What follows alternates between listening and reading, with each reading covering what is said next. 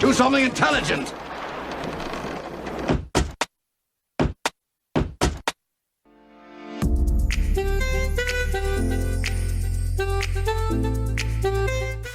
G'day, I'm Fless. This is my video of my solo crossing across the Simpson Desert in Central Australia. I've never crossed the desert before, so if you're interested in doing the same sort of thing as me, maybe you watch this video and you might get a few tips and find out what it's really like out in the desert. If you wait to the end of the video, I'll go through all the logistics like fuel, water, permits, maps and camping. So let's go. Okay, this is where I'm going. Starting in Brisbane, going out to Cunnamulla, out to Inaminka, down the Strzelecki track to Lyndhurst, then up the Oodnadatta track to Oodnadatta, and up to Dalhousie Springs, across the desert to Birdsville, then back through Charleville and to Brisbane. Just getting to the Simpson Desert is a challenge for most Australians. If you live on the coast, it's at least a 2 or 3 day drive to get to the start of the desert at Dalhousie Springs in South Australia. For me, it was a 3 day drive of 2,600 kilometres through Western Queensland.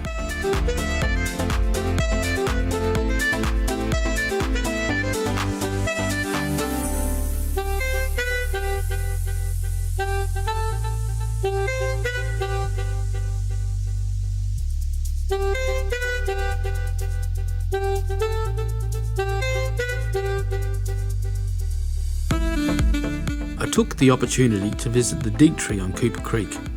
This was the site of the base camp for the ill-fated 1861 Burke and Wills expedition through Central Australia and up to the Gulf of Carpentaria. The mining outpost of Inaminka was the next stop, which marked the start of the Strzelecki track. This 600 kilometre track was dusty and corrugated, made worse by the many road trains servicing the oil and gas fields. Roadside lunch was my first taste of just how annoying the flies can be in Central Australia.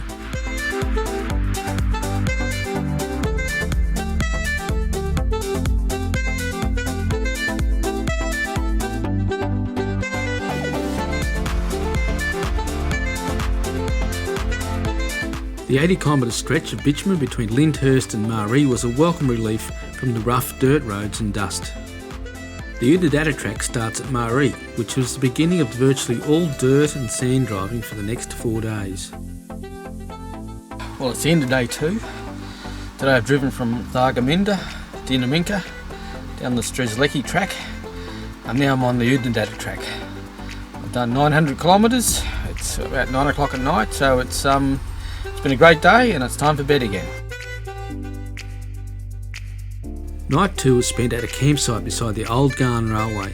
Along the track there's many abandoned buildings and steel bridges still left to mark how the railway line used to operate last century.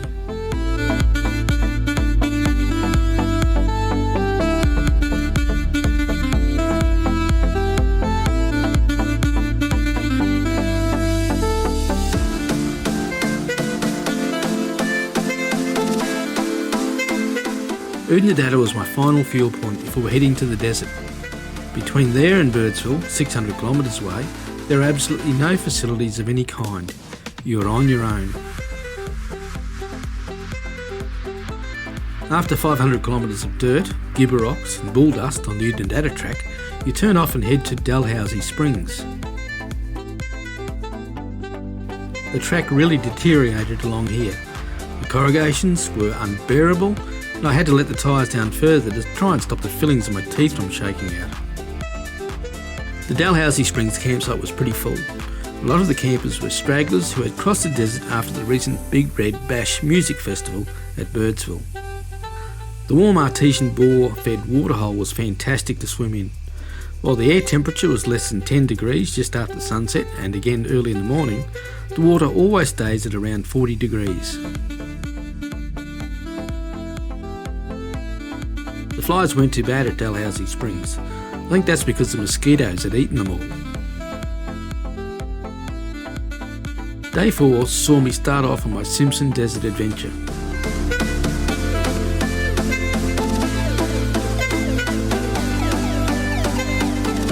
The section between Dalhousie and Herney Ball was reasonably easy going. except for some very deep bull dust sections.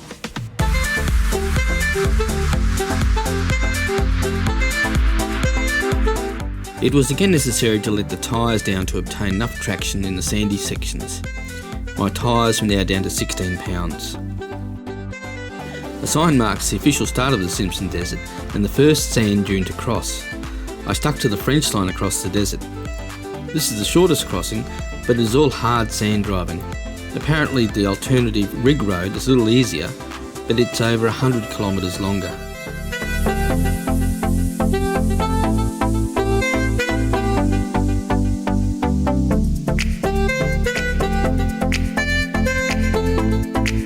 The dunes started off reasonably small, but as the day progressed they became more and more difficult to overcome. Faster and faster run-ups were necessary to make sure I had enough momentum to get over the top. Sand driving in these conditions is all a matter of keeping up momentum, low tyre pressures and picking the right gear. My average speed over the next 2 days was around 15 kilometres an hour.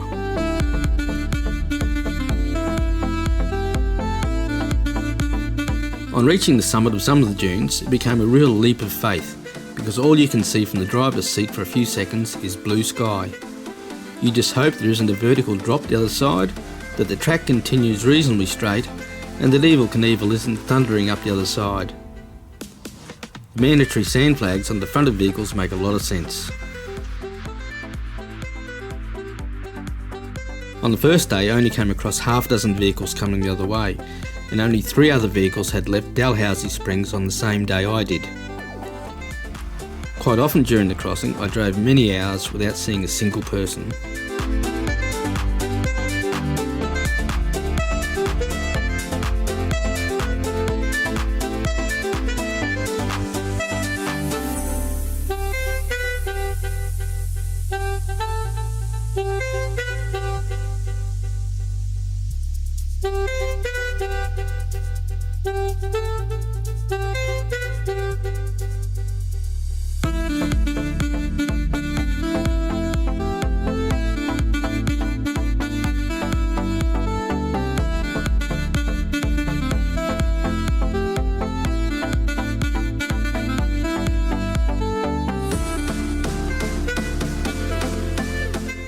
Okay, it's night 4. I've done about 130k in the desert today.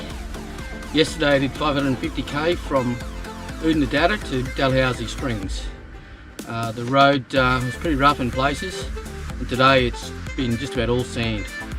Anyway, onwards and upwards, heading further up the desert tomorrow.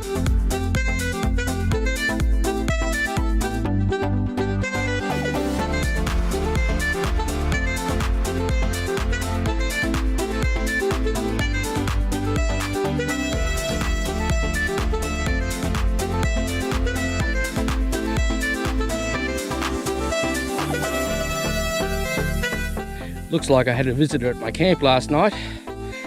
Mr. Dingo's been around.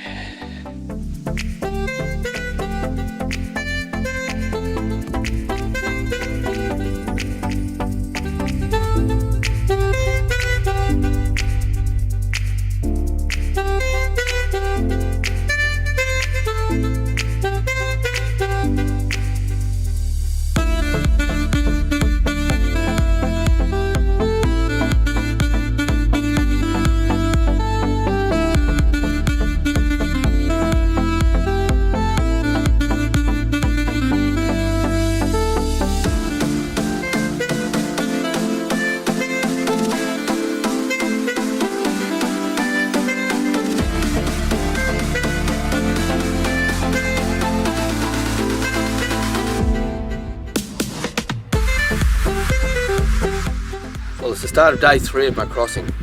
I woke up this morning and it's pretty cold and windy. Yesterday I did 135 kilometres, including 20 kilometres last night to get to Popple Corner. The day before I only did 120 kilometres. The track is getting rougher and rougher. The sand dunes are getting higher and higher as I keep travelling east. Everything in the back of the utes broken that wasn't properly tied down. But anyway, I'm struggling on, and hopefully today I can get to Birdsville.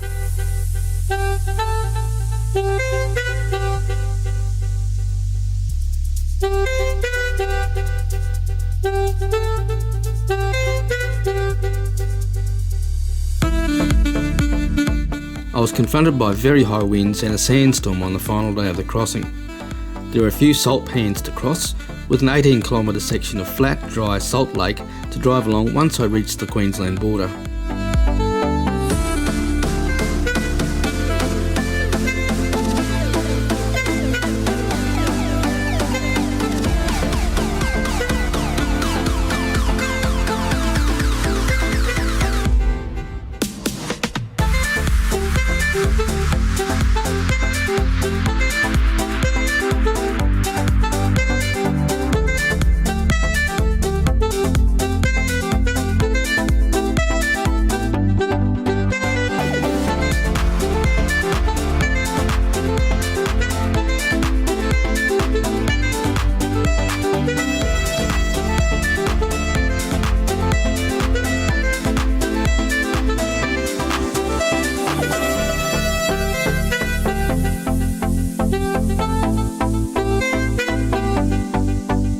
About 60 kilometres before the end of the desert, I came across a bike rider.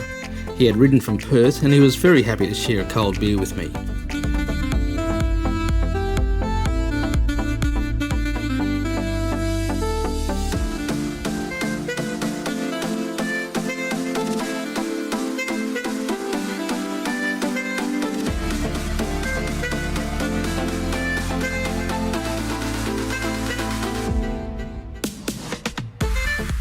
Eyre Creek was still flooded from the rains to the north 6 months ago, so I had to take a 10-kilometre detour around it. The last challenge of the Simpson Desert crossing is the famous sand dune known as Big Red. It's apparently the 1,135th sand dune you have to conquer. It's also the biggest and most difficult to cross from west to east. It took me 3 attempts. But eventually...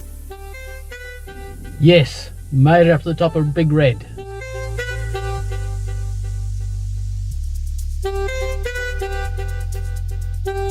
I had a great dinner that night at the Birdsville Hotel, then started on my 1,700 kilometre dash for Brisbane.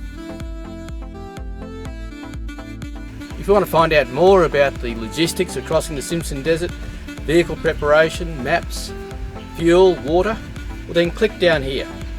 If you liked the video, give us a thumbs up down here and don't forget to subscribe up here.